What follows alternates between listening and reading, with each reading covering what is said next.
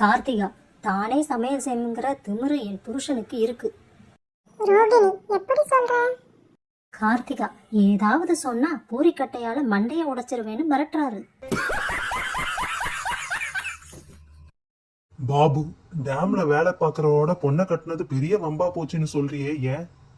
கோபி, தினமும் 5-6 கன அடி கண்ணீர் விடுறா. வேணு, சொன்னது எல்லாம் கேட்கிற நாய் ஒண்ணு வளர்த்தியே, இப்போ எங்கடி அது காணும்? ரேணு, எனக்கு தான் இப்ப கல்யாணம் ஆயிடுச்சு, அதனால அதை வித்துட்டேன். டாக்டர், உங்க மனைவிக்கு தொண்டையில மைனர் ஆபரேஷன் தான், 2 நாள் மட்டும் பேச முடியாது. அப்ப மேஜர் ஆபரேஷன் பண்ணா எவ்வளவு நாள் பேச முடியாது டாக்டர்? ஒருவர், என்ன டாக்டர் இந்த நடுராத்திரியில கிளினிக்கை திறந்து வச்சுக்கிட்டு இருக்கீங்க? டாக்டர், தூக்கத்துல நடக்கிற வியாதிக்காரன் எவனாவது வருவான் தான்.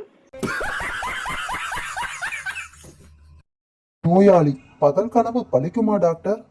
டாக்டர், பலிக்காது, ஏன் கேக்குறீங்க? நோயாளி, நீங்க ஆபரேஷன் செஞ்சு நான் பொழைக்கிற மாதிரி கனவு கண்டேன் டாக்டர். நோயாளி, டாக்டர் இவ்வளவு மருந்தையும் 2 நாள்ல சாப்பிட்டு முடிக்கணும்னு சொல்றீங்களே, ஏன்? டாக்டர், 2 நாளைக்கு அப்புறம் எக்ஸ்பைரி டேட் முடிஞ்சிரும். நோயாளி, 2 இட்லியை கூட முழுசா சாப்பிட முடியல டாக்டர். டாக்டர், என்னாலயும் தான் முழுசா 2 இட்லி சாப்பிட முடியாது, புட்டு புட்டு தான் சாப்பிடணும்.